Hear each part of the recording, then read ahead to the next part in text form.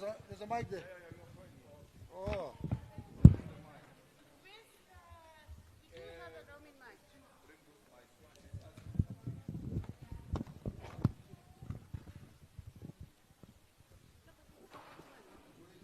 It's not here, so.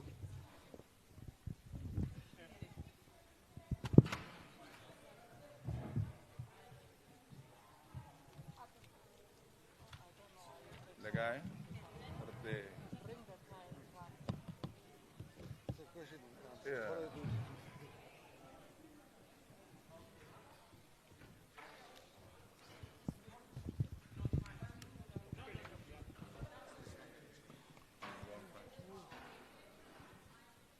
Where is the stand for the EFF? It must compete with them.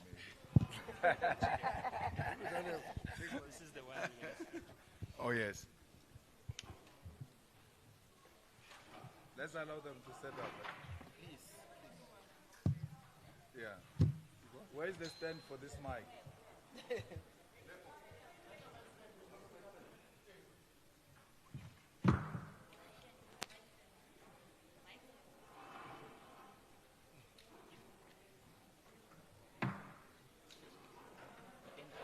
Barman.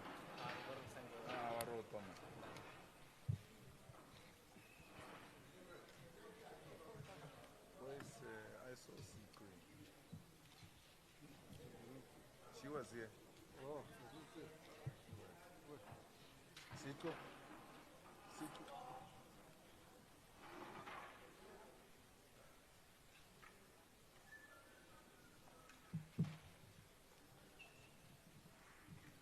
Where am I seeing outside? Oh, nothing. Because I wanted to bring them here, but the space not almost here. Don't try things that are going to embarrass us if you don't have. You don't have to take the thing out. yeah. No, we don't have. Yeah, put. At least we are the same. We can. We are our government people.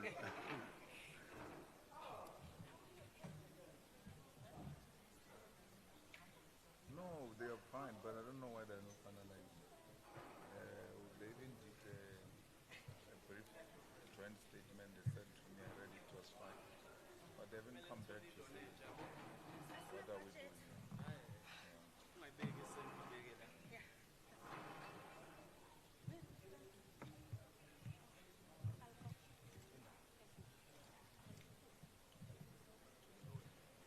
No, it's fine. Oh, come here. Which one? Thank you. Are all the media rooms set? Newsroom, SABC? Wait, Leah, wait.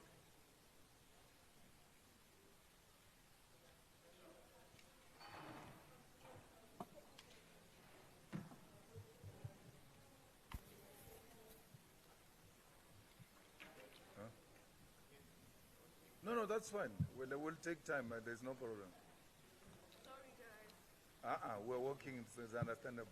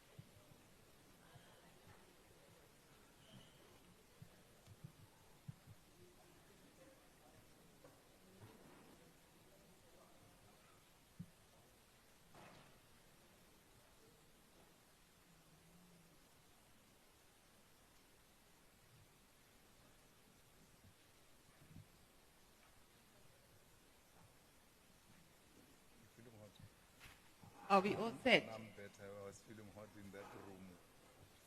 It's so-called VIP. Oh, ask the air conditioning.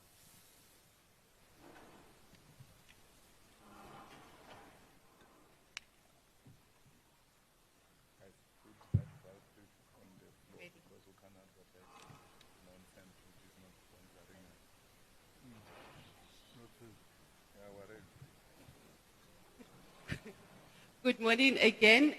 Thank you for joining us at our presser. This is not going to be long, we hope. I'm sure you just have a lot of questions. So it's question and answers. We have our officials with us today. My name is Leanne Matthys. I'm the national spokesperson.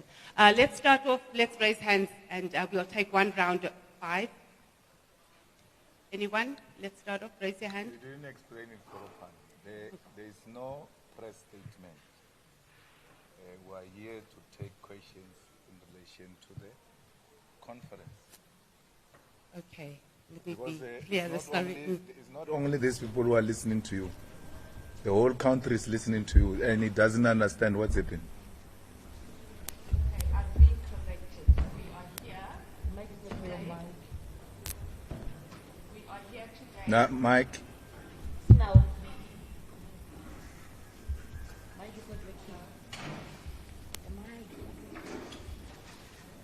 The mic is not working.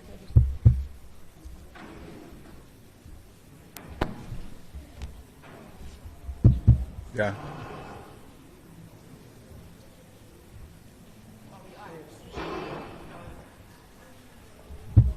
Mine is, you see, you come late and then mine is working.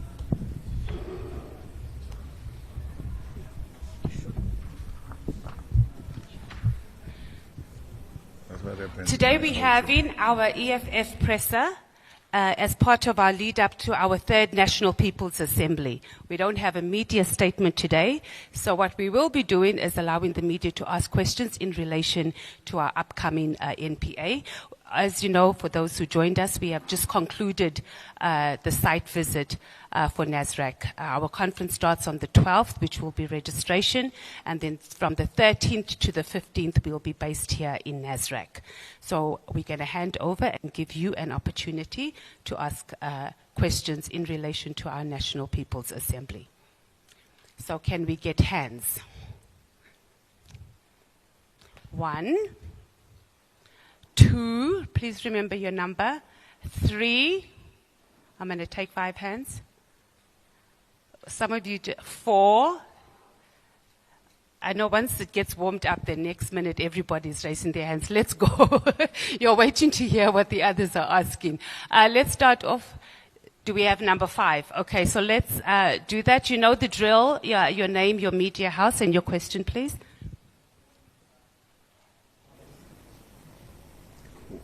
But where do you get this?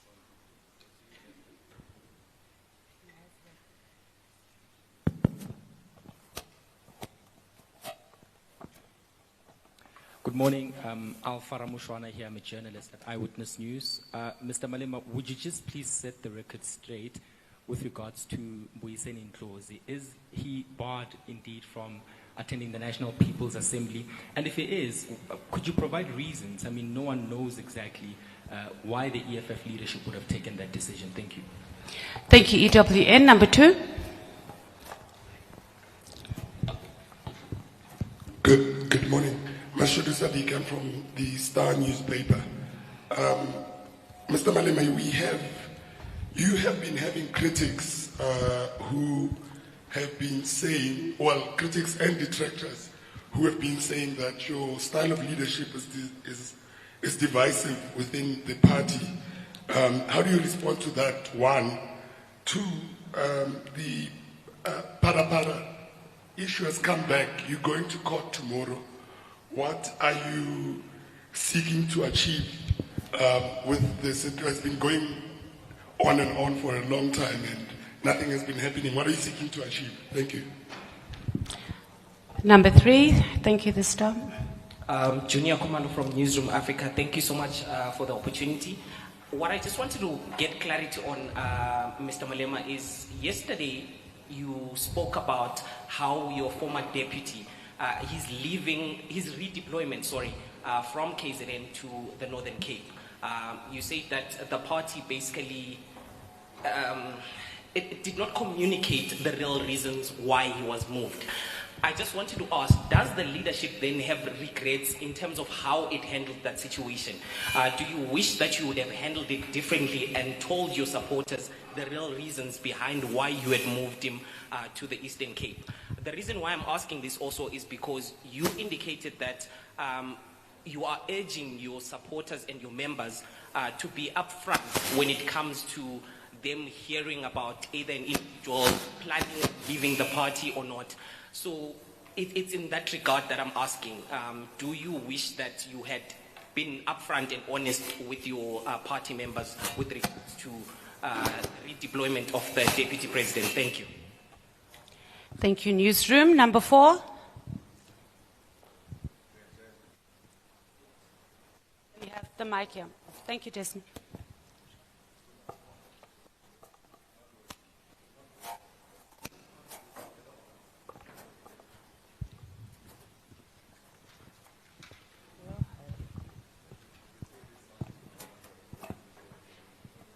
Okay, sure.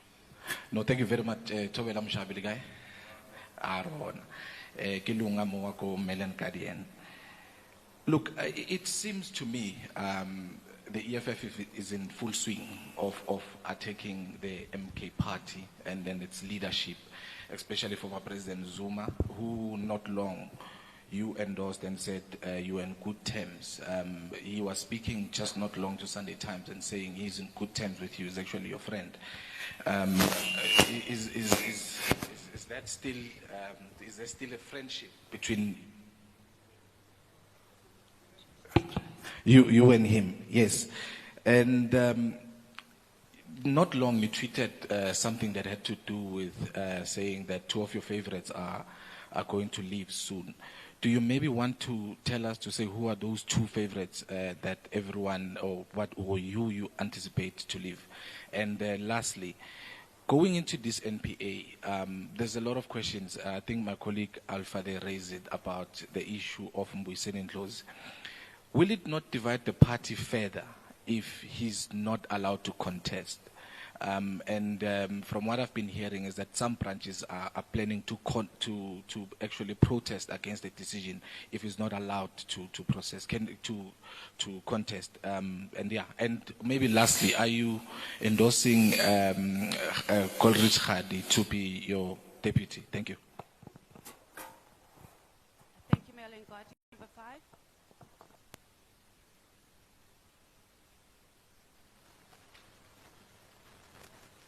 Were you number 5? Okay, we'll do another round. Let's conclude. I'm with the SABC. Mr. Malema, one question keeps on lingering on one's head is that throughout the years since the establishment of the EFF, you came across as a politician that was very calculative. And with these leaders leaving the party, did you, throughout this year, did you anticipate it? The second question I have, you are going to the NPA. It's the first time you guys are going to it facing these challenges. Are you concerned, especially with regards to what's been happening, that perceptions that the EFF is going through the most? Is it make or remake or break for the party? Thank you so much. Thank you. Over to you, President.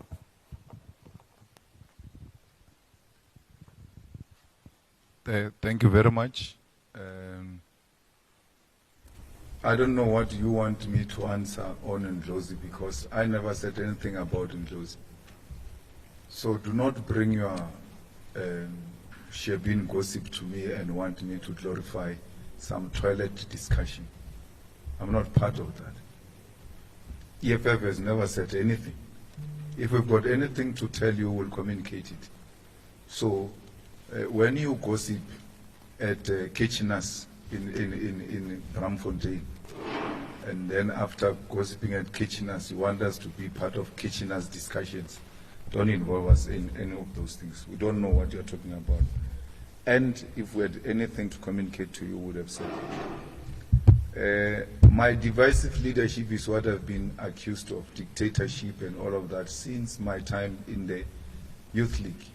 And you still join a party of a person who is a dictator. Why did you join it in the first place?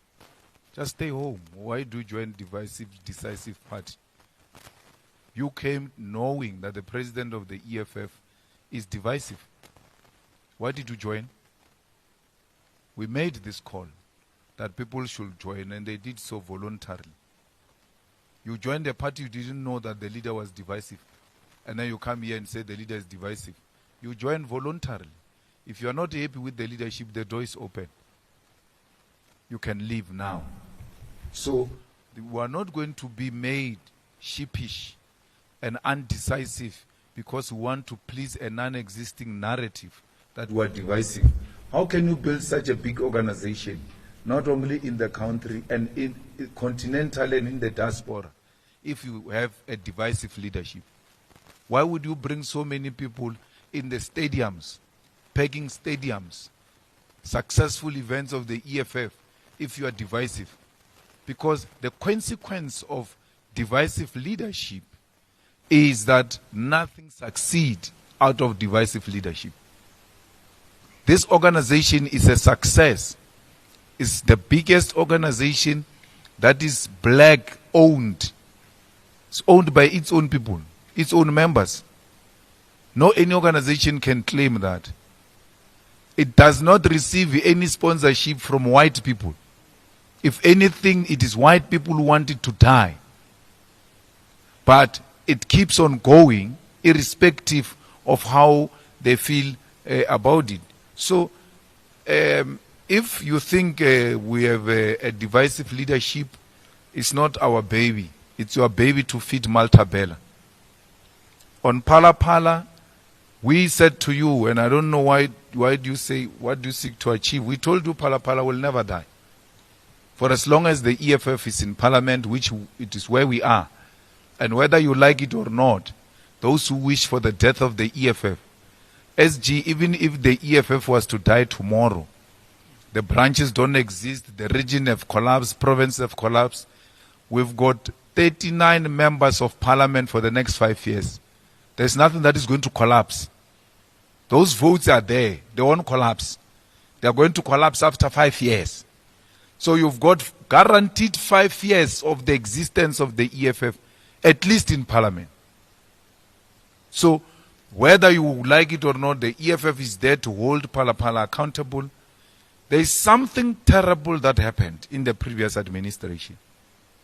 We referred the matter of impeachment to the panel as required by the rules of parliament. Why? Because they know that if we were to say, is there prima facie evidence or not, we are going to be subjective because we are politicians. So on matters such as those, you outsource them to non-parliamentarians so that you get an objective view. And that's what we did. We argue that the panel's report, Parliament can't go against it without any rational reason. Parliament has not reasoned why it went against the panel report. So, in South Africa, you cannot abuse majority. Majoritarian will only work where there is no constitution. Majoritarian cannot stand the test of time in court. If you say the majority have voted, even if they voted in an unconstitutional manner,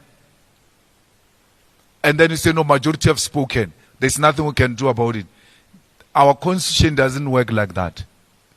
Every decision, even a decision of the majority, must meet a rational test. And that's what we're going to do. We have never hidden away the reasons why we removed the former deputy president from KZN and those that were deployed with him. We had a meeting of our own as the EFF. We made assessment. An assessment we made out of our own now direct interaction with the ground in KZN and the complaints we have been receiving from KZN led to the removal of the former deputy president and others. You know, to show you that there was something wrong that the deputy president was doing with other colleagues in KZN. Everything that was reported to us was extremely perfect. So they mastered the mechanism to meet the requirements, even if those things do not exist. There was a point where we wanted people to the stadium, to Moses Mabhida Stadium. And the numbers we received were extremely more than the numbers we received for votes. And that on its own just told us there's something wrong here. And then we did not intervene after. We intervened before. Unfortunately, we were very late. And that's why after we intervened, the SG was able to pull a mother of all matches before the elections in eThekwini. Because that time we're now reclaiming our organization and trying to reposition it. Unfortunately, we're out of time and we had to go to the elections. Me and President Zuma were very good. The same way me and President Ramaphosa were very good. But it doesn't stop me from saying he's corrupt. Because he is corrupt. By being good to you doesn't mean I must not tell you the truth. If you listen to my speech yesterday in the Gauteng General Assembly, I said, you must tell the truth even if telling the truth to a lover or your lifetime partner or your wife or your husband. If it is the truth, it must be told. President Zuma is corrupt. And it's not me. The public protector found him to be wrong. He rejected that. We took him to court. That's why he had to pay some monies back in relation to Nkandla. So what more do you want? What is misleading about that? Because it was not only me. The public protector came to the conclusion that there were wrongdoings in Nkandla. The Constitutional Court said yes, he must pay back the money. And we were singing in Parliament that he must pay back the money. But it doesn't mean I've got anything against him personally. I'm dealing with issues of principle. And if it means telling them to your wife when she's wrong or your husband, I'll also do the same thing. We have no relationship with MKP. And even worse now when MKP has made it its program to recruit leaders of the EFF. Tomorrow we are marching to the Constitutional Court with everyone except MKP. The MKP won't be part of our march. If they want to march, they must go and organize their own. But ATM and even the ANC can't join us. It's our march. And any other person that has been opposed to Phala can join the EFF march tomorrow, starting from Mary Fitzgerald Square. At what time is it? 8 o'clock, 8 a.m. Mary Fitzgerald Square, marching all the way to Constitutional Court. I don't know what's going to happen to you, CD, because you couldn't even walk here. There's small distance here. Imagine Mary Fitzgerald Square to Constitutional Court. So your problems are too many this week. So we are marching there. Why? We are highlighting the corruption of President Cyril Ramaphosa and the corruption of the ANC.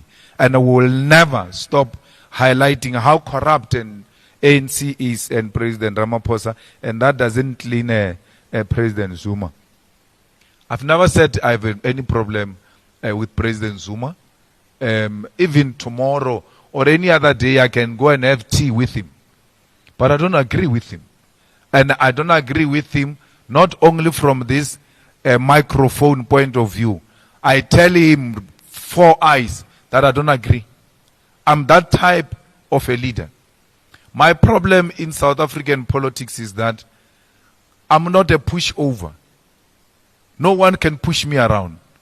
Not white monopoly capital, not a white person, not so much powerful leader can push me around. And I'm hated for that. That no one can push me over. That such someone from a poor background, so poor family and so poor everything, who is he to think he can defy us? But that's me and that's my nature. I don't care. I stick to principle. No one can push me over. not in a marriage, not in my family, not in politics, not in the social circle. I'm no pushover. I'm not a pushover. And I'm not going to allow anyone to push me over because we've got some relationship. If my wife can't push me over, why would President Zuma push me over? For what? What will I be begging from him? Which I did not beg from him when I was in the Youth League, when I was in the ANC. So it can't be that because we are being civil with President Zuma, therefore, when you are civil with him, you can't disagree with him. You must allow him to push you around, not me.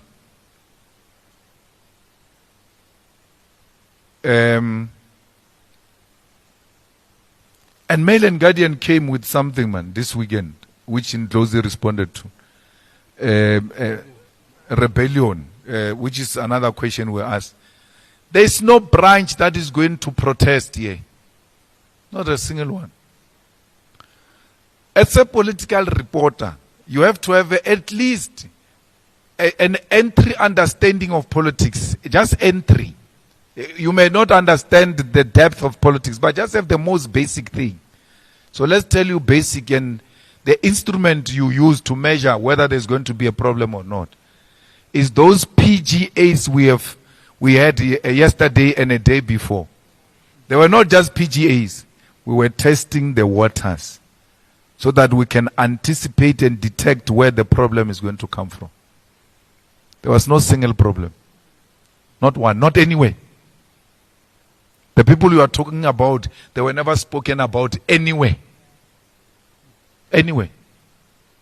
In 9 provinces, we registered 95% of expected delegates. All of them are registered. They are coming to UJ on the 12th to come and receive their accreditation after producing their ID. Everybody is registered. So you should know that the PGAs will tell you what's going to happen. And your bosses know because you were there in the PGAs. But the PGAs are not trending in the media. And this I was telling my wife. I said, you know why? She said, what? I said, because there was nothing wrong. Nothing went wrong. That's why they can't trend. You don't talk positive about the EFF. If any province had disrupted the PGA, that province was going to be a defamation of all our PGAs, including those that were successful. Betile weekend. Disappointed. Wow. We're not Malema the tactician. We are no longer tactician. Betile weekend team. Bad time. Nothing. Nothing that happened in the PGAs that is not going to happen here. And we did nothing. We went, we opened the PGAs, all of us. And then after that we left. So that branches can talk freely and express themselves. And which they did. And I don't know why you don't learn, because this is a repetition of what we've been doing over a period of time. And many of you were there. And were aging together. Very soon you will be called veteran political journalist. But you still don't have an understanding of how do you get to see what's going to happen next. Everybody that I said that your favorites are going to leave the EFF, all those that we have anticipated are gone. Are gone. Everybody that we thought is going to leave, they left. Now we're proper. That's why you go fundraising even expired goods that are no longer relevant to the EFF. And then you say, so-and-so is leaving from the EFF, like high profile, referring to an expired goods. Because you are running out of high profiles. There is no one who's going to leave the EFF. Mail and Guardian even says Exodus. Exodus must exit. In your imagination, Exodus. watsuwa wangwala ka yona. If we can say to you, give us a list of 15 members who left the EFF, 15, Exodus. You can't give us that. Nothing like that. Tell us which councillors of the EFF in the most remote rural municipalities have resigned from the EFF to join MK. None. But we can give those in KZN about the ANC. But it's not called Exodus. Tell us of any branch of the EFF that called a press conference under the tree and say, as this branch, we are all leaving the EFF. Nothing. Tell me of any region that has said and taken a decision that as Ikuruleni region, as eThekwini, as a Wembe region, we have taken a decision, we are leaving the EFF. Nothing like that.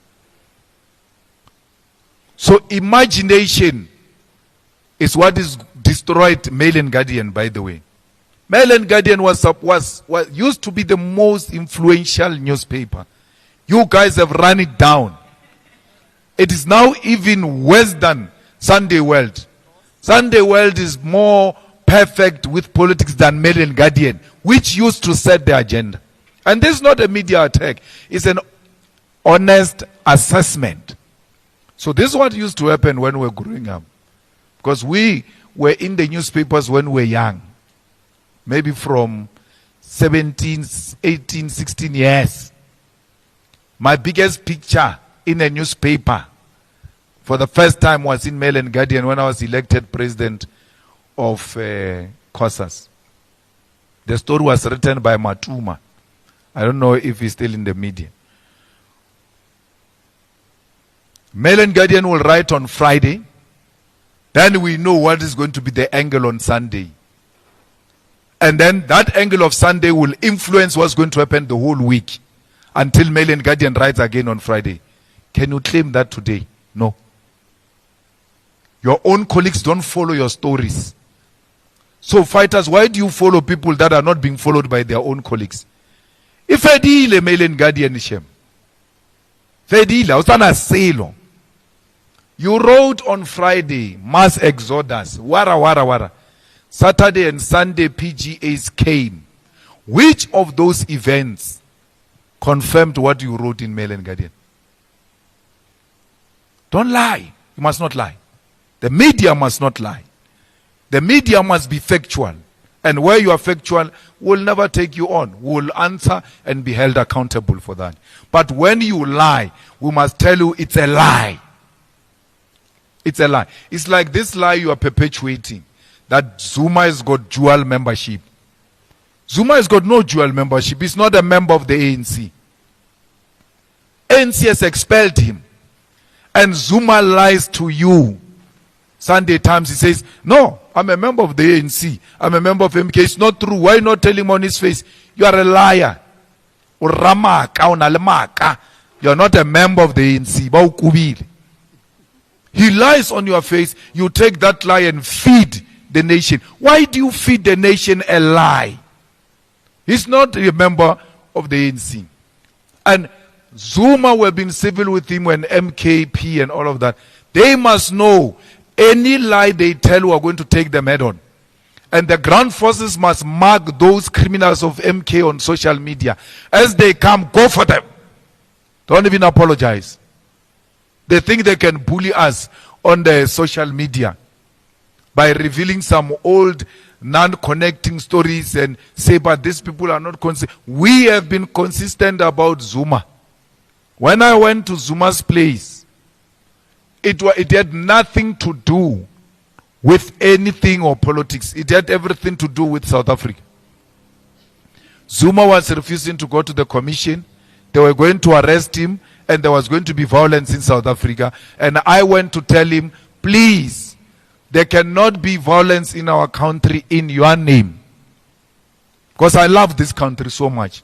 So much that I'm able to go into my haters' yard to go and save South Africa. And Zuma refused and said he's not going to go. It happened exactly as I want him. He got arrested and we had the July unrest. And I will do it again if it means saving South Africa. I will do it again. I went to Zuma in Nkandla to have tea with him to save this country. I did not win. But unlike many of you losers, I did not fail to try. I tried because I love this country, and I will try again.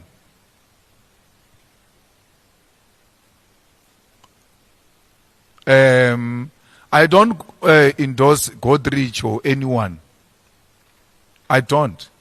I don't get involved. Even in my discussion with individual leaders of the EFF, I tell them we can talk about everything else except that who must become what. It's not my business to do that. The provincial leadership of the EFF came to me, all provinces came to me and asked me to avail myself as a president of the EFF in the next NPA. And I agreed. And they only came to discuss me with me. They didn't come to discuss other people. And it is their duty as provincial leaders to do that. To do that, to tell us that you must avail yourself, or even if you avail yourself, please be aware that we will not support you for this position. It doesn't mean hatred. It's just an honesty so that when you arrive here at the NPA, you don't say, these guys hate me. Why didn't they talk to me? I would have understood. No, they are doing their work. And as part of the tradition, all of us who are sitting here today, leaders of the EFF in the provinces before the current ones, came to us to come and ask us to avail ourselves. And we are following the same process that has happened even before. I think that is that. Is there any question I didn't answer? No. I answered that one of. We don't anticipate any challenge. We are anticipating a robust debate, because even the criteria used to bring delegates here was of a higher standard. The branch had to meet a particular standard. And you know, once this branch meets this particular standard, it will produce a quality delegate who will not be obsessed with votes. Because the branches that are not of quality, they produce voting kettles. Voting kettles don't care about discussions. When you talk about organizational redesign, international relations, blah, blah, you speak for a very long time, SG. When you finish, Fagigam. They don't hear those things we're talking about. They want voting. So we are not bringing to our conference voting kettles. We're bringing quality. Thanks, Leon.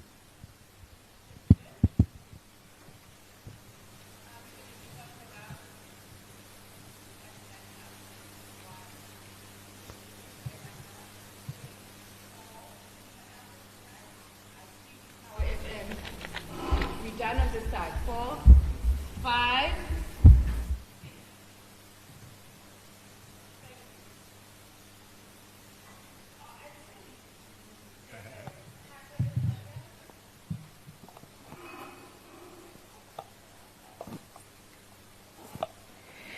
Good morning. Yes. Good morning to the leadership of the EFF. Just a couple of questions from me. My name is Lize Gatando. I'm from Times Live.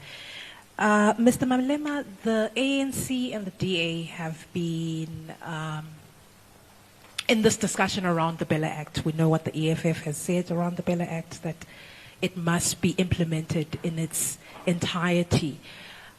Because it affects me, and I think it affects every parent, black or otherwise, what do you think needs to happen if the ANC concedes to the DA's demands around the 2 clauses? What does it mean for the transformation agenda? Just your perspective on it.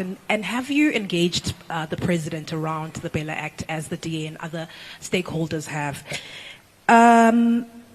I want to ask all the other leaders if they will contest their respective positions or possibly other positions in the top leadership. Primarily interested in the chairperson and the secretary, as well as the deputy secretary general. Mr. Malema, you entered into this progressive caucus early on this year, or when Parliament started. I wonder if, because there's quite a number of us who didn't feel that MK, in terms of the posture that President Zuma was taking in the lead up to the elections, that it didn't exemplify a leftist party. I wonder what constituted a progressive caucus to you, and does that still remain? My last question, sorry, there's quite a number. The ICC coming out with this arrest warrant for Mr. Benjamin Netanyahu. Given the South African, I think you also shared those feelings that the ICC favored the West. Has this changed your perspective on that forum? Thank you so much. Good morning, everyone. My name is Sine Sipho from Times Live. Mr. Malema, you have previously spoken about the MK party reaching out to the EFF leadership as in means of working with the Red Berets, but you had sort of rejected this. Zuma has again lamented his intention of wanting to work with the EFF. However, you have sort of highlighted that the MK party has been sort of trying to get EFF members into their own party, growing their own party. Has the MK party leadership reached out to the EFF yet again post-elections to try and convince the EFF to sort of join alliances with the MK party? And what is your position on that? Thank you.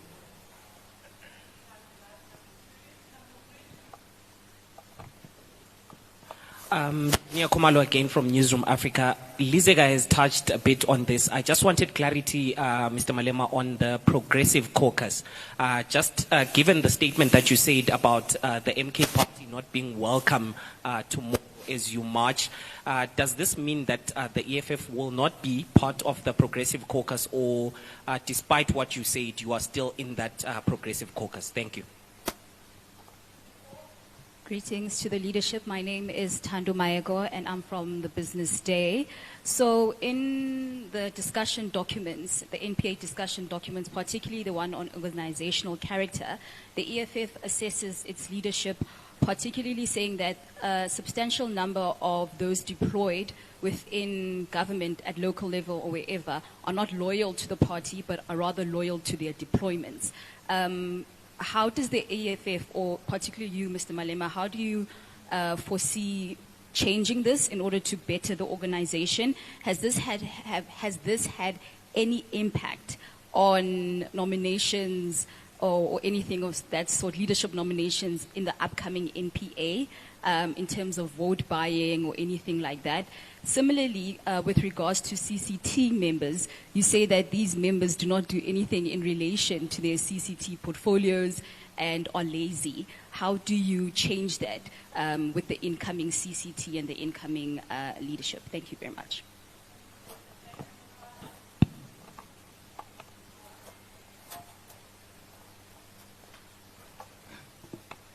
Good day, Nkosinathi Shazi from Power FM. My first question is to the other leaders of the EFF. It's more of a bit of a scathing question. As the tenure of the Central Command team comes to a close, does the rest of the leadership believe that they could have done more during their tenure? The reason why I ask that is because, of course, Mr. Malema, as the leader, takes the shine. Whenever we have press conference, we mainly come for him. And we also seen a situation where former EFF Deputy President Floyd Shivambu, after leaving the EFF, seemed to found a political bounce in his step. So this is a question to the other members of the leadership. Do you guys believe that you did well during your tenure? Will this be the order of the day for the next Central Command team meeting? Central Command, the leadership. Second question, with your guys' tenure set to come to an end, what would you rank yourself out of 10? Of course, after the 2019 general elections, you emerged as the third largest party. You guys have made strides in Africa, but you guys also face difficulties. You're now the fourth largest party after the elections. So what would you rank yourselves out of 10? And then my last question, Mr. Malema, can the EFF live without you? The reason why I'm saying that, of course, you are heading into your third NPA. Of course, you just announced that you would be contesting the leadership position. But can the EFF exist without you? If, hypothetically speaking, which is unlikely, you lose the leadership position, can the EFF live without Julius Malema? Thank you very much. Thank you. I'm Hawalo Magoleo from UFM. You know, when a publication ran a story that Mr. Ndlozi could possibly be the next to leave, we saw quite pressure from people purporting to be EFF members on social media to say, the newspaper says this, why is the leadership, the organization not responding? Previously, the EFF never flinched because of a single media report, but this time it appears that each time there's a story, the negative ones, membership wants the party to now issue a statement. You feel like that the approach you had of closing rank is now cracking, you know, under pressure organizationally. And also, regarding your chapters elsewhere on the continent, there's elections there in Namibia. What are your expectations of that Namibian chapter? Because they contested previous elections, gained entry into parliament, but other than that, we have not seen the EFF doing better anywhere, whether it's Zimbabwe, whether it's Tanzania. They've not really gained ground. Even on social media, you can see that their pages were updated many months ago. So how's that project coming of having a presence on the continent? Thank you.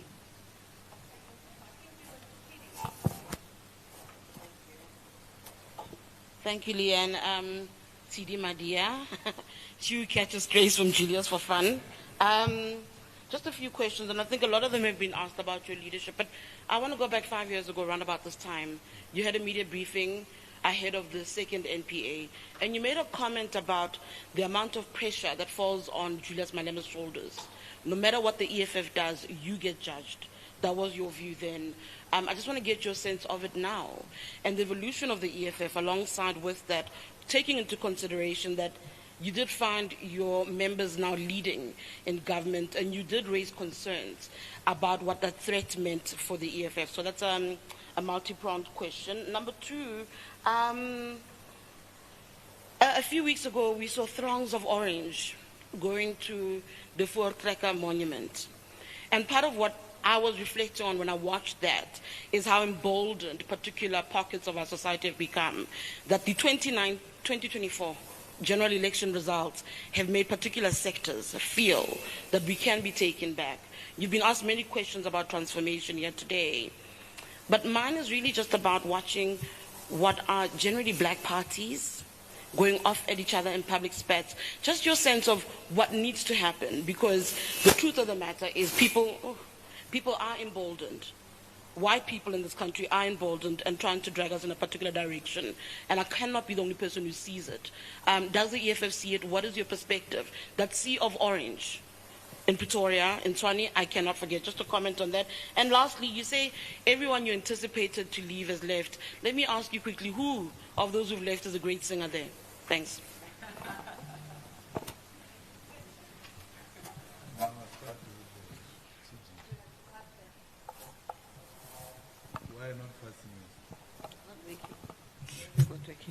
Thank you very much, TG. Greetings to the officials, greetings to the media here. So I come from Ward 5 in Tshwane, and Ward 5 did not make it to the NPA because they got less than 10%. However, I also come from, as I said, Tshwane region, led by Fighter Obakeng as the chairperson, Fighter Blessing as the secretary. We'll get the mandate from them. They will go and lobby the province.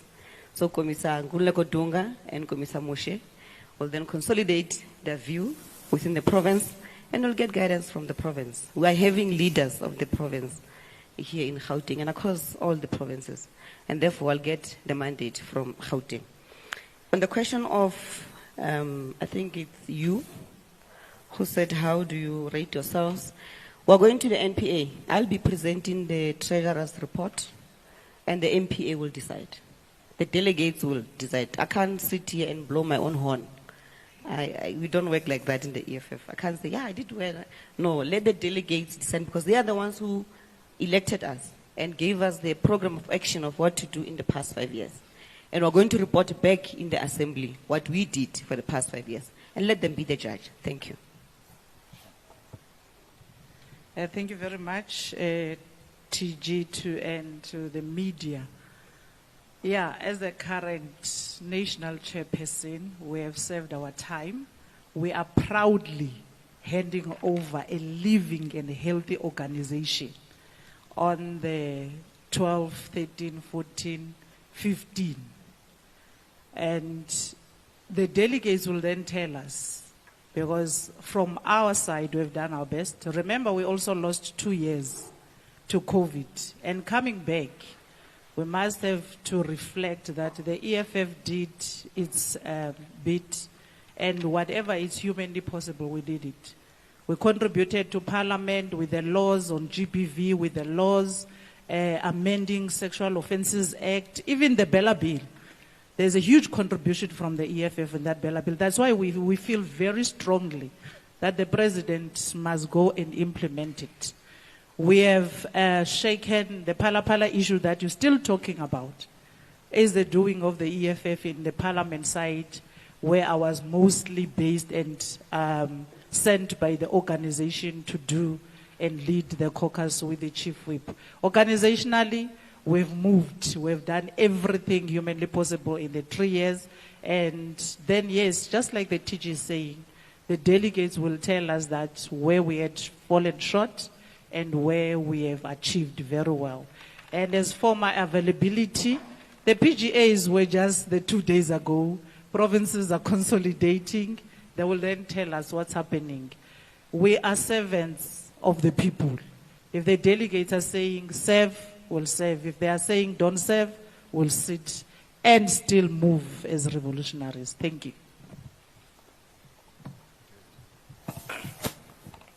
Thank you very much, President, greeting officials and all journalists.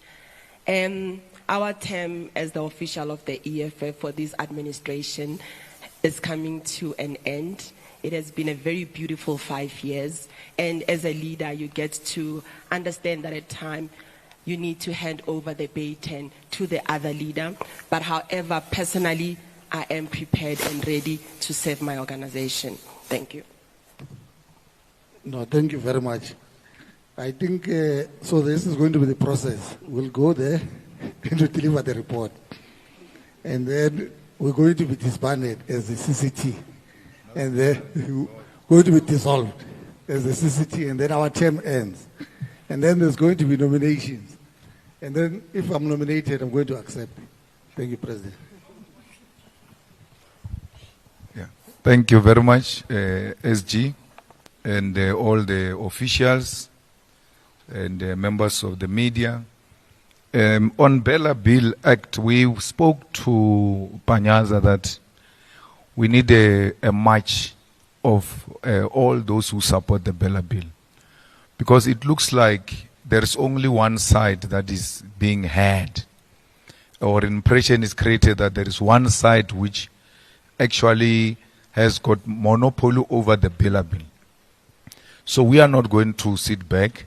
And the reason why I told Panyaza is because they are still the largest majority, and that march will have to happen in Gauteng. So we don't want to create a situation where the impression is created that ANC is going to join an EFF march, and you know them with their ego. They will have a problem. They will stay away. But we are prepared to hold hands with everyone who support that the president must sign the bill. I mean, the sections that he did not sign off the other day, we want them to be signed off, because that is at the center of the transformation of education And anyone progressive will not be doubtful that those are the sections that are going to transform the sector of education and transform society, because society is constituted through education. That's why education becomes a highly contested terrain. Afrikanerdom, to be what it is, it thrives through education and culture. So it's important to get education, to get culture, to get sports in order to create a national identity. In the absence of such a progressive education, which advocates for transformation, we'll continue to have a divided society. And that's what makes us feel very strong. A message has been communicated clearly to President Ramaphosa that he needs to sign, and he needs to sign now. In the couple of weeks, if he has not signed, whether the ANC is coming on board or not, we are going to be mobilizing our people and going to march to the Union building that the President must sign the bill, because that is what we have supported throughout in Parliament. I think the leadership has answered the question on availability. The Progressive Caucus is based on the Progressive Charter. And that charter only applies in Parliament. So it's not based on anyone who agrees with what is in the charter can belong to a Progressive Caucus. You don't have to be left. As long as you agree with the bare minimum of what we seek to achieve in Parliament, you can sign. We fully agree with you. There is nothing left about MKP. There is nothing internationally progressive about MKP. I always ask the question, have you ever seen Zuma wearing a Palestinian scarf? He wears everything, including amabesho. But he never wears the Palestinian scarf. Even the most reactionary man called Sir Ramaphosa, who became a president through the Jewish money and Jewish support, wears a Palestinian scarf, except President Zuma. Leave that. Have you ever heard him speaking about the Palestinian question? Even if he speaks about it in Zulu, have you ever heard him speaking about the Palestinian question? Sunday Times goes to have a sit down with him. They don't ask him that question. What is your view about ICC decision on Netanyahu? What is your view about Palestine? Where do you stand in relation to Cuba and its embargo? Where do you stand in relation to China and Russia? So, and this over glorification that he has signed for BRICS and all of that, it's work that he found there. It's not his own initiatives. He has got no track record of initiating anything that can unify anyone. He's got no such. So, we are not leaving any progressive caucus. You know, we are working so well with those comrades in Parliament of MKP in relation to issues of Parliament. Let's take, for example, I was in a meeting now this weekend of, not this weekend, the past week or a week before in Parliament of Ethics Committee, where we were nominating the co-chairpersons of the committee. Nhlamulo nominated J.P. Klope, and Mandisa Makasini of the EFF supported the nomination of J.P. Klope. We did not get the necessary numbers. And I nominated Mandisa as a co-chairperson from NCOP of the EFF, Makasini, and Nhlamulo of MK supported the name of Mandisa.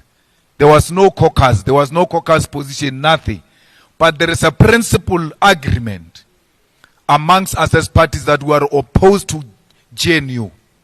And wherever GNU raises its ugly head, we'll confront it, we'll crush it. We don't have to exchange notes. We don't have to have a caucus in order to, because we have agreed on a minimum program. So we're going to work together.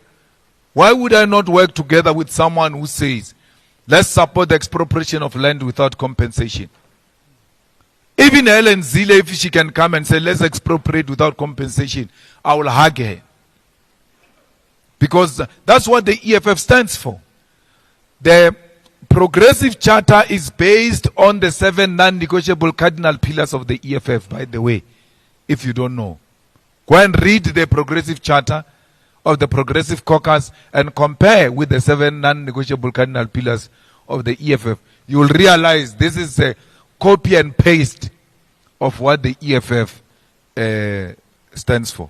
I remember the only contribution was made by from MKP by Mqitama, where we said expropriation of land without compensation for equal redistribution.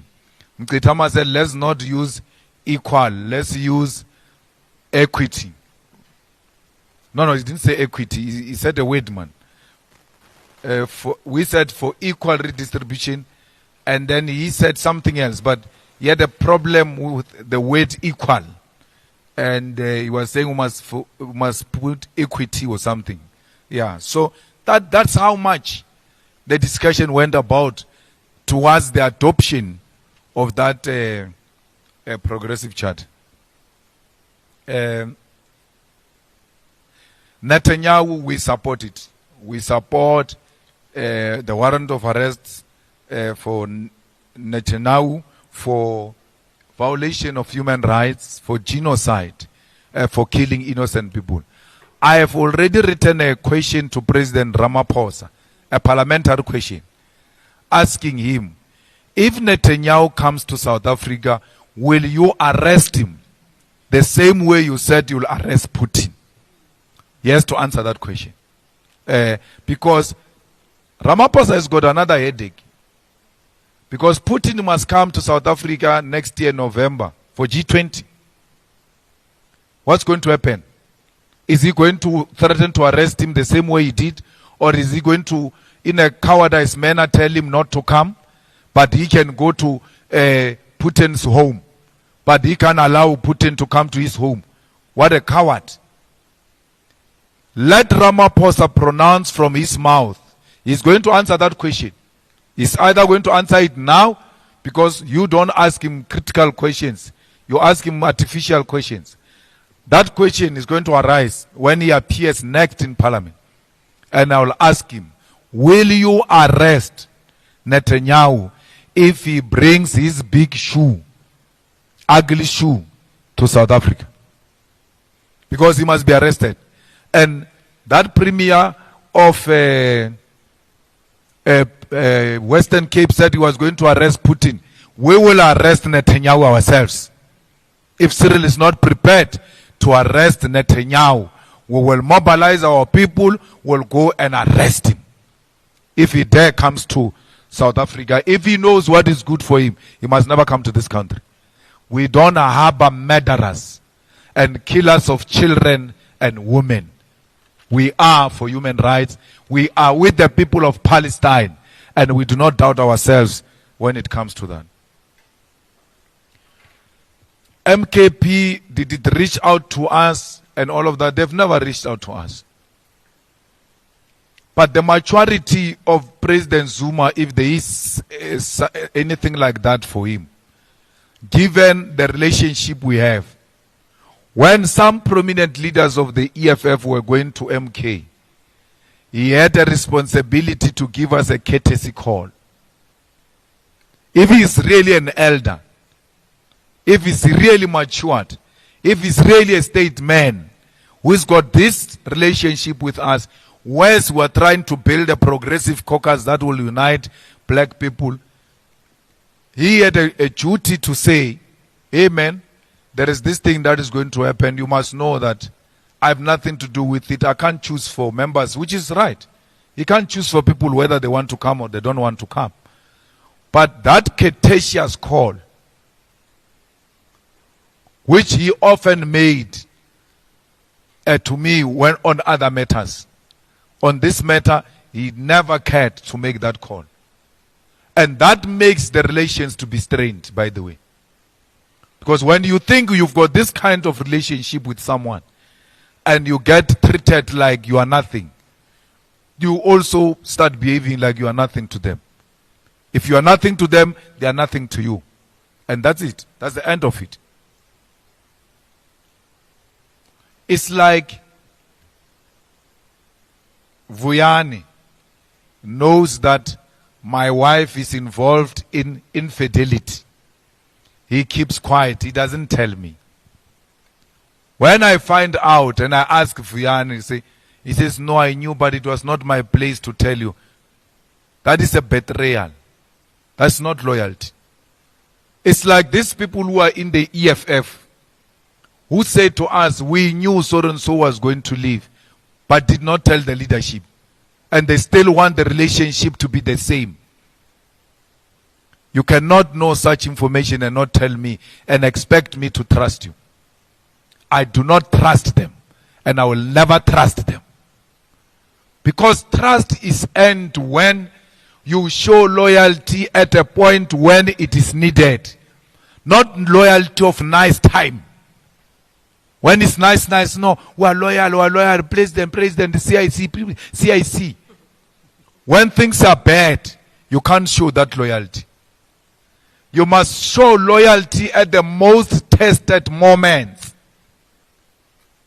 You sit there comfortably with people who are telling you an issue that is going to bring the organization into disrepute, an issue that is going to negatively affect the organization, and say, no, it was not my place to tell you.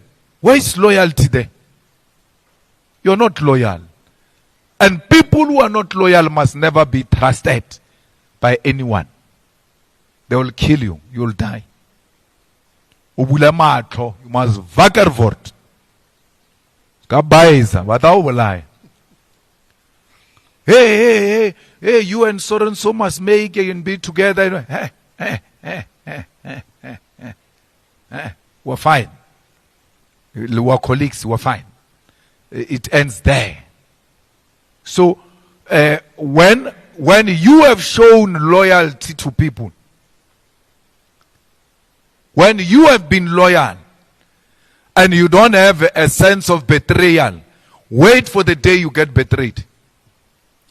You will understand how we feel about betrayal. We, loyal people. We've never done anything to harm these people. I always ask and I always say to these comrades, for every moment there must be a turning point.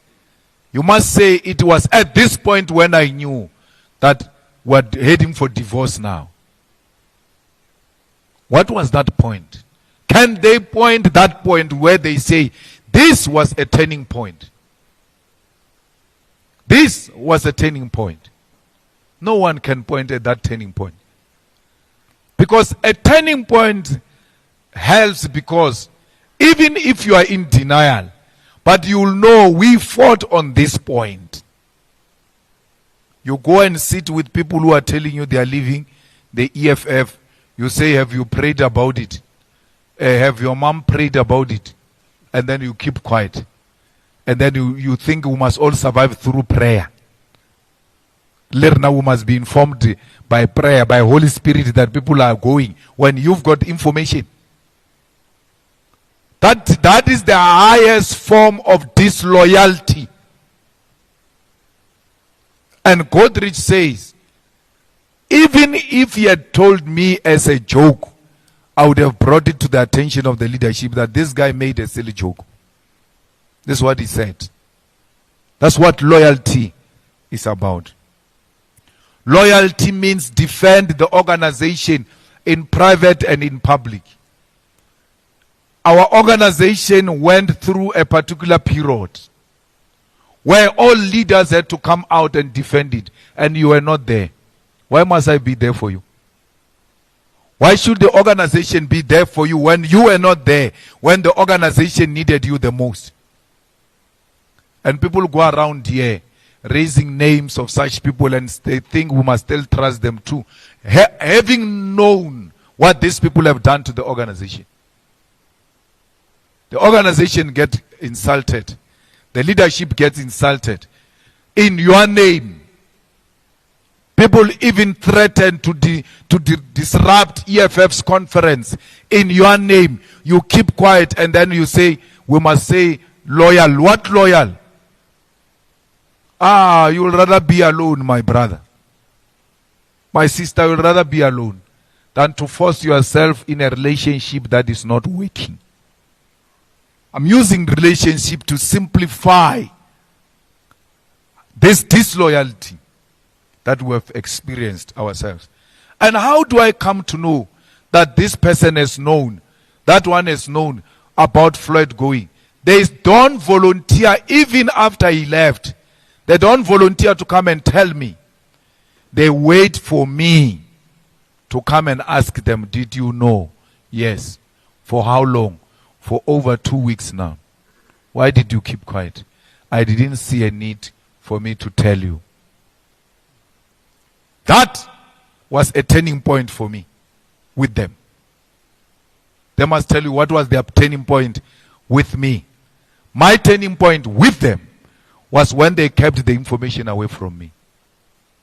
An information that has got potential to destroy the organization, damage its beautiful reputation, and bring it into disrepute. They keep quiet. And then I must talk for them. I must defend them when they could not defend the organization. Hell no. They can go to hell. I'm not going to do that. Even if that means we must lose vote, I'm not going to fight for votes by sitting with people who are disloyal. Because I want votes. I must spend time with people who are disloyal. You know what it means to be an official. We have a meeting of the top 6 and they say the most highest form of secrets of the EFF because we trust each other. That's what being an official means. It emanates from trusting each other. Not as a friends, SG. But as a person who can be trusted that you will defend the organization under the most difficult position. Imagine if one of these officials had resigned and followed the former deputy president. That's disloyalty. Don't ask me to share a meal with disloyal people. You are asking me to commit suicide. My son, very liberal in his approach. Don't know that, wait. Let's give them chance. That's when I tweeted those things of Zuma, those old videos of Zuma. When we got expelled from the ANC, Zuma and the top 6 of the ANC laughing. I said, boys, if they can get you, they will have you for breakfast and laugh about it. You get an opportunity to get to them. You don't use it. These people who sat with Floyd and knew Floyd was going, they were at the center of that planning my downfall. Had they caught me, they would have finished me off. That's how politics work. If they catch you, they will finish you.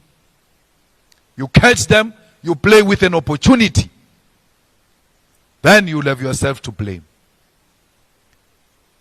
That's the problem because of this kind of business we're dealing with.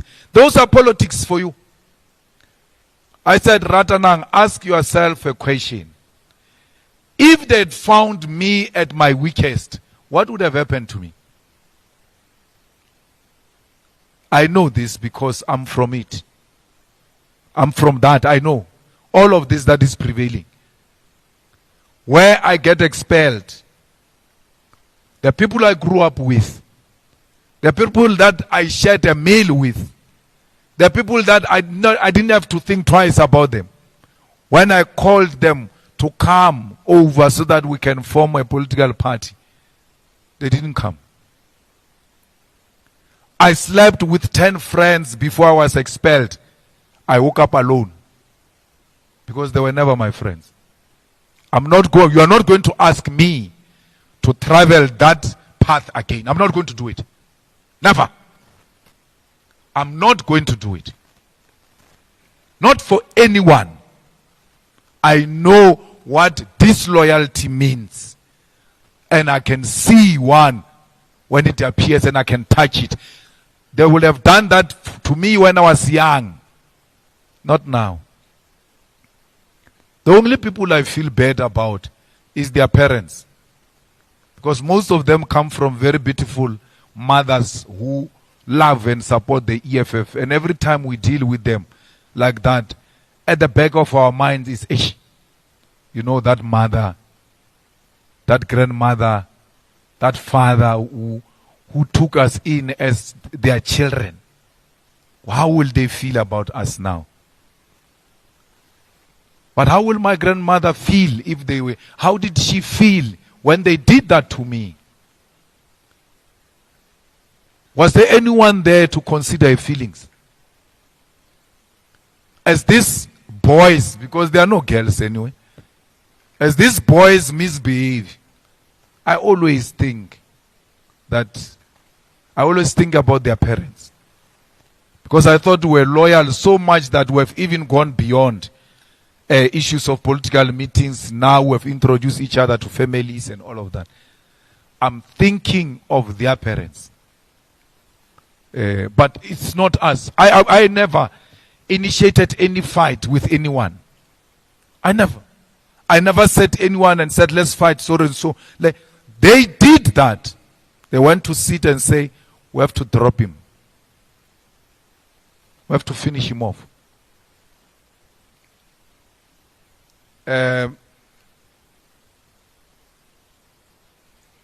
You know, the EFF is still very young, 11 years old. To wake up and say we've got loyal members and loyal supporters is deceiving. Loyalty comes out of longevity.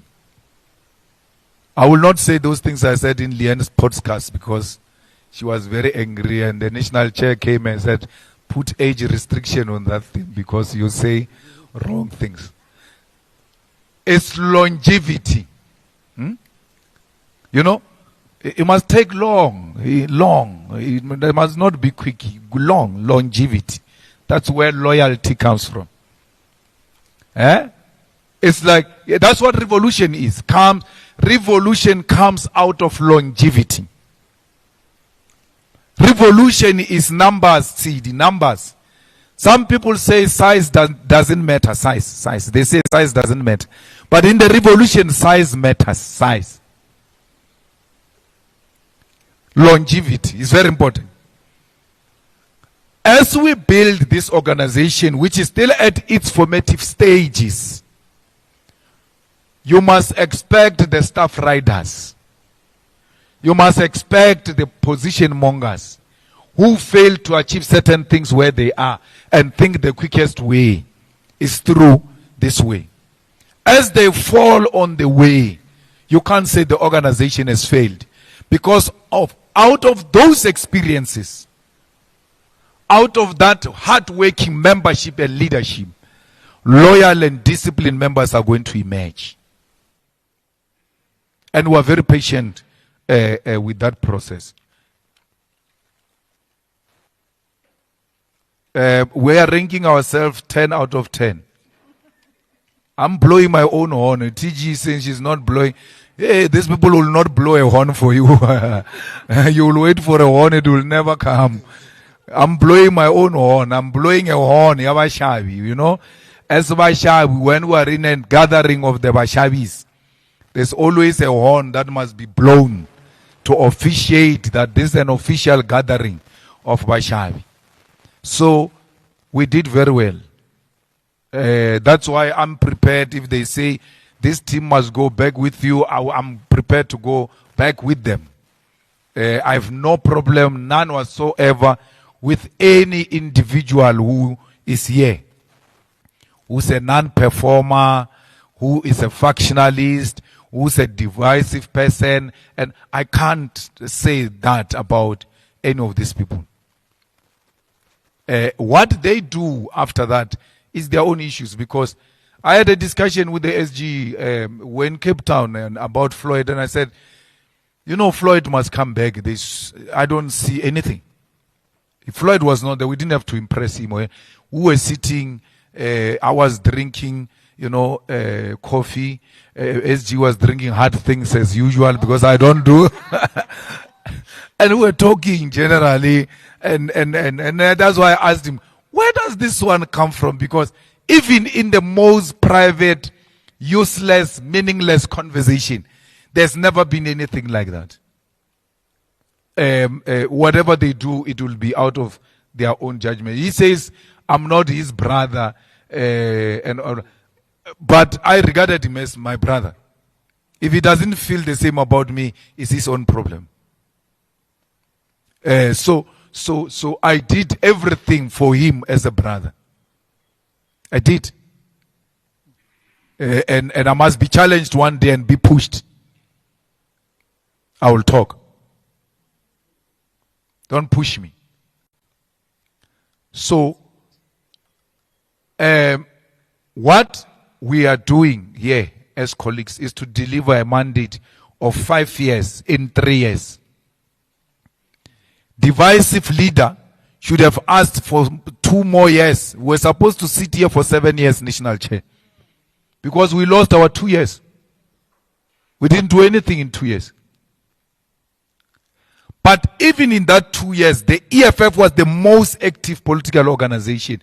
Used innovation, creative methods to make sure that we keep our members abreast and informed of what is going to happen. We went as far as defying the COVID laws and went to fight for George Floyd under COVID. It's us. We went to fight for opening of stadiums under very difficult conditions, because we never said, no, guys, it's justifiable for us to stay at home. We felt very bad because we are hard workers. When there is no work, we feel bad. We want to work. Racism in Brackenfell in Cape Town. It was us during difficult times of COVID. So 2 years we haven't worked. Yet we worked because the laws were not allowing us to do anything, but we still made sure. We have never kept quiet on any newspaper report. Never. We don't respond to gossip. Otherwise, we'll spend all our lives. Tomorrow they say national chair, we must release a statement. Hey, we must release a statement. When you wake up in the morning, Lian, what is the gossip saying today? Yeah, write something. No. We're never under pressure. You can't say you were under pressure in the same sentence and say you didn't say anything. Under pressure would have meant we must respond, and we responded. Let me tell you, my brother, we don't respond to Twitter. We respond to our members. It doesn't matter what Twitter says. I've got 4 million plus followers on Twitter. I tweet and disappear. All I do is to retweet, and I retweet even ideas I don't agree with.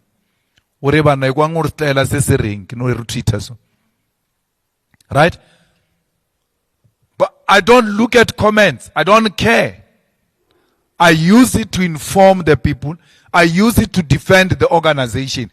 That's it. How you feel about me on Twitter, I always knew that world is not real.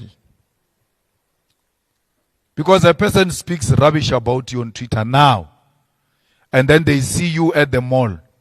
They jump like headless chickens. The way they are so stupid, they even say, I'm the one who tweeted about you on Twitter. I will stop doing it.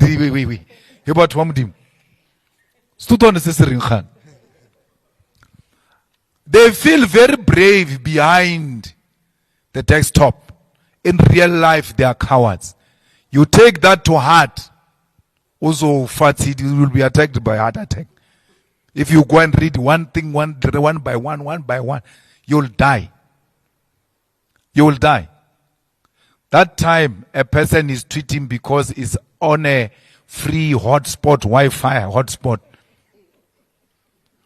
Ape batho ba le ba Twitter ba argue le di millionaire wa mona Elon Musk ba tla mmoja where to get off. Those people ba argue le batho ba ba successful ba lo le bona blind. Aba feature they forget what they've tweeted. They even forget what they've tweeted. They are just driven by what is trending. This lady of a beauty contest, Miss South Africa, Chidima. Twitter, hey, Chidima, hey, we supported Chidima. We still do. Why? It's a black person. You don't say support black people and a black person gets attacked in a manner they did. And you keep quiet and then come and preach black unity. Where a black person is attacked, you must first defend and ask after what happened. But the mother defrauded the papers already. Where now your mother man, go and fix that thing. You don't. We don't know what were the reasons those people did what they did. We've never dared to ask. But we equally don't know, for such a long time, why are we hearing about Chidima today when she's about to become Miss South Africa against white contestants? Twitter was against us, by the way. Even noticeable faces of EFF were against us. We stood firm. Because we don't care what the trends are saying. Always stand on the side of the truth. Always. And the truth is, black people are hated everywhere. And we will fight for them. We are going to fight for black people who are also fighting us for fighting for them. Won't stop. Because there are black people who are fighting us.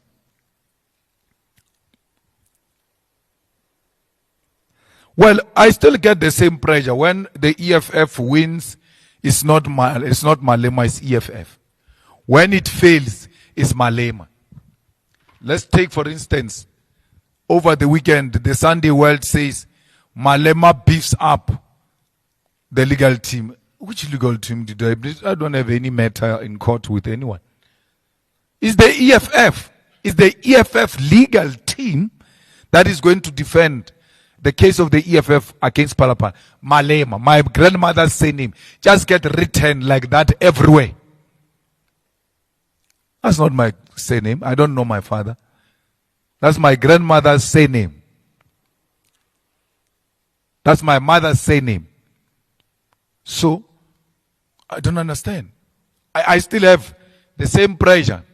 But what makes me happy is that the EFF has grown as a brand beyond Julius Malema.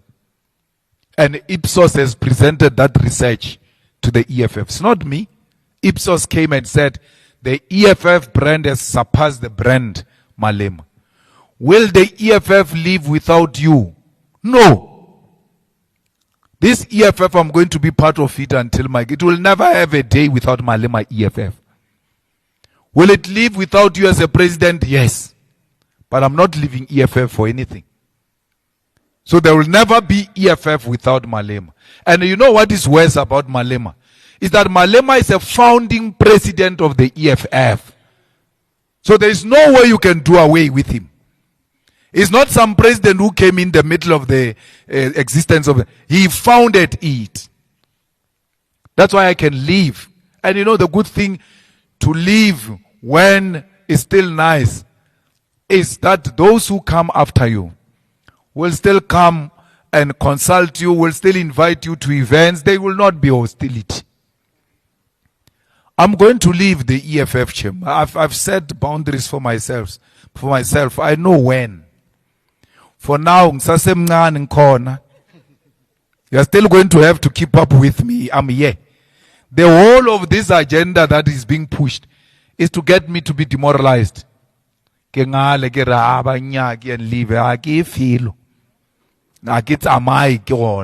here. Whether we are turned out, turned corner. And now I'm not like Buteles. I work according to plan. You are not going to remove me through a coffin. Angiphumi ngebhokisi. Ngizophuma ngihamba. Ngisambela mna ngiye farming. Ngiyolima. Umalema ayolima. So yo lesatlo ba le problem. Inongo khotelela. 43 years old now. Very young. You can see the body is of a 33-year-old. You can see the skin is glowing. No problems. We are cruising nicely. Izinto zakhona siyahamba baba. We are happy in the EFF, and that's what it's going to be. Floyd is a very great singer, by the way. You must play videos of Floyd singing. He used to like that song of saying that we don't doubt ourselves. EFF, I used to sing that in Tsonga.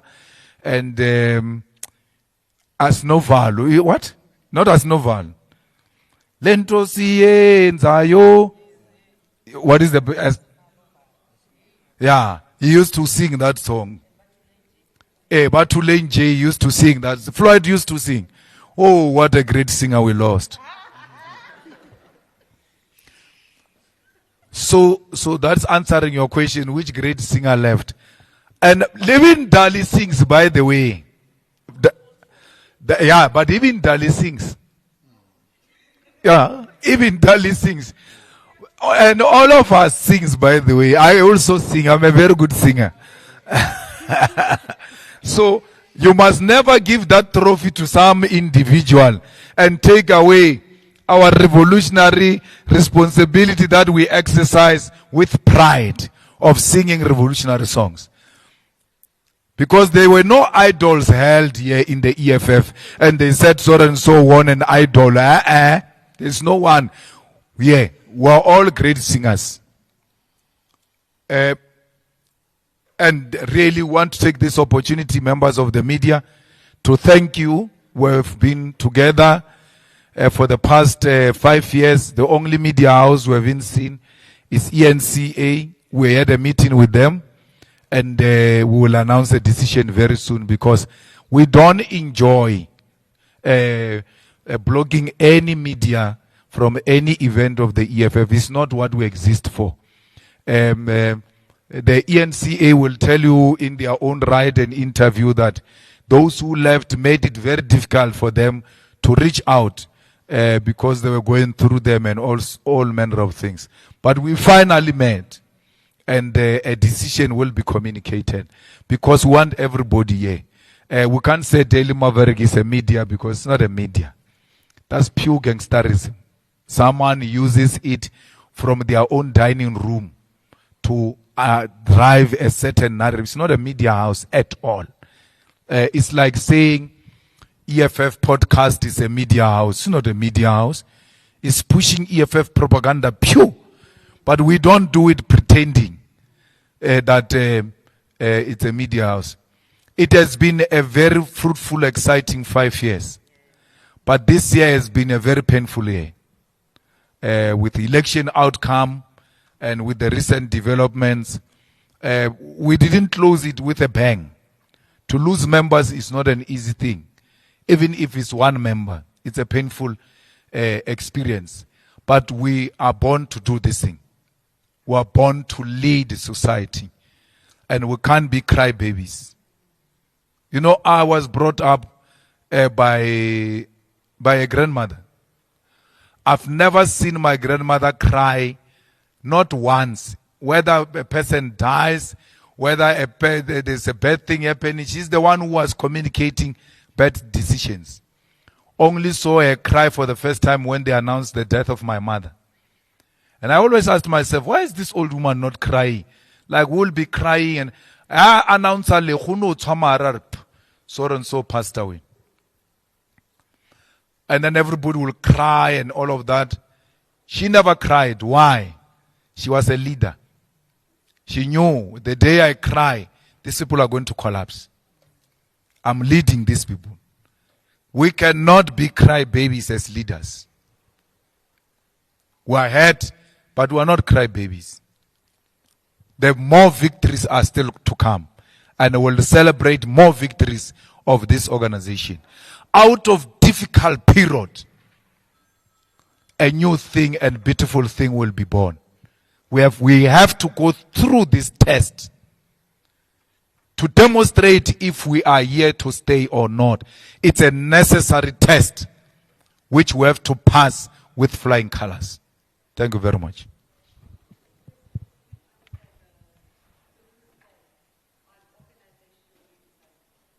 What was that? Which question on redesign?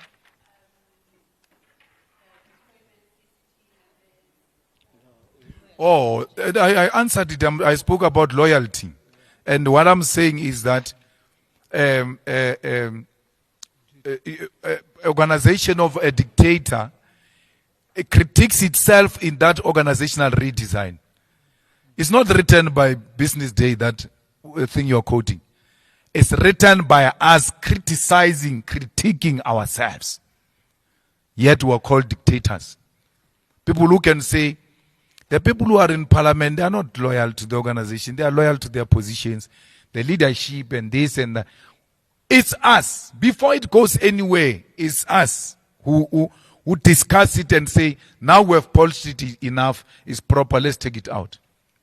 It's a constructive criticism of the organization, and the delegates are beginning to respond to it. And they did so during the weekend. They will do so on the 12th to the 15th. On the 12th, we are registering delegates at UJ Soweto campus, and all of you members of the media must be registered there. No chance takers will be registered as masquerading as media. Then from there, our delegates, it's going to be a smooth process. We have registered our delegates already in the PGAs. When they walk in, they produce their ID. It gets punched on the laptop. I almost said computer because I'm that old. And then it gives out your details. The whole name tag will appear. So they will sit this side, type your name, and then the name tag will appear on your side. Then you will be taken a beautiful photo, which is going to fit on that space. If they have not done that yet, they've done that. They've done that already. So then the name tag will come, and then you will be asked if all of those details are yours and they are proper. You say yes. It gets printed on the next chair, and then it gets issued out. Then you sign that you have received your name tag. Let me tell you what is more beautiful. And that's why I'm looking forward to that beautiful conference, because it's going to be constituted out of 2,500 delegates. 1,600 and something CD. Out of 2,500, 1,600 plus are females. More than 50%. So we are going to a women's league conference there. It's women. That's why it's so peaceful. Women are people of peace. That's why it's going to look so beautiful, because majority will be women. Imagine you get into a taxi, you are hiking to Zanin, and then some Kumbi stops. When you open it, it's full of men, and you are a man yourself. You're like, I know, I made a mistake, you can pass. We're not a hostel. Unlike the other thing that people went to. It can't claim these things that we are claiming. Not even the ANC can claim these numbers of women. You say you are fighting for women. You go to a party of patriarchy, a party that has got no proper women representative, even at the highest form of leadership. And you can't say there's nothing I can do, it's democracy, because you are the one who appoints. Even in the appointment, you see no capable women. So, I'm happy that we are going into this kind of a beautiful conference. South Africa, relax, sit back, take your popcorns. nice movie is going to start. 12 December. And then it will finish 15 December. I get to or 15 December. Traffic yawe ya Polokwane ke matata. Mara rita no bonchana, redujiria. 15 December. I can promise you a spectacular conference. The most beautiful conference. Both in design, in logistics, media, you'll have your own area. It will have all types of laminates. The hard ones will be provided once the conference closes. During the day, you must be sober. You're not getting nothing. You'll get after. Food, lounge will be arranged for media. Business lounge is arranged for any businessman who wants to come. As long as your immediate enemy that we are dealing with now is MKP. We don't want to see anything that has got to do with that. Then, business lounge is there. Unlike the media house, the business lounge, you pay. If you are a company, you want to bring 10 people, it's how much TG? 500,000. Come and relax. Come and listen to the proceedings. When you get bored by us, you can retreat to your own lounge. All things will be provided at those business lounges. Any businessman who wants to promote anything. I was so happy when I entered Limpopo PGA. There was an ambulance company. And that ambulance company was black owned. But it didn't look only like an ambulance company. It looked like some medical aid. It's just that I didn't ask too much. It looked like it provides facilities beyond ambulances. They came and set up nicely at that PGA. I went to check their stall. Anyone who wants to come and show off, exhibit their business and anything, come. You are more than welcome. The EFF is not anti-business. Even white people who want to come and show their agricultural equipment, they are a company that deals with agricultural equipment, come, because we are the people of the land. When you deal with agriculture, you are dealing with us. Come here and come and appreciate the beauty of the EFF. So, we've got, as the EFF, more than 1,000 public representatives. We've got a support from black middle class. So you've got any product you want to sell. Majority of these people are not going to be matriculous people, are not going to be unemployed people. They are of a particular category, which might be a target of your business. I'm selling your business lounge now because you're not selling. So please, fellow South Africans, let's go and come and support, especially business people, support the exhibition of the EFF. It's not only 500,000 because someone will say it's expensive. 500,000, 10 people. The next one, 250 for 5 people. Individual, 50,000 individual. There's a one of 100,000. So contact the office of the TG. You might not be a delegate and you wish to come. Do you have 50,000? Come here. You'll have your lounge and then you'll participate, but you must know when the real business happens, you are going to be excused to the lounge. Thank you very much. You are invited to lunch, members of the media, and we are going to have a lot of media interactions, one-on-one, with a lot of media houses. We may not do all of you, but you can't say, I mean, I'm a human being, but so we can